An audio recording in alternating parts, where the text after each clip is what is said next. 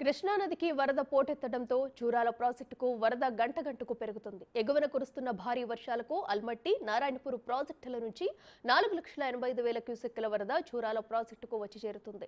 దీంతో 39 గేట్లు ఎత్తి 4,94,738 క్యూసెక్కుల నీటిని దిగువకు వదులుతున్నారు.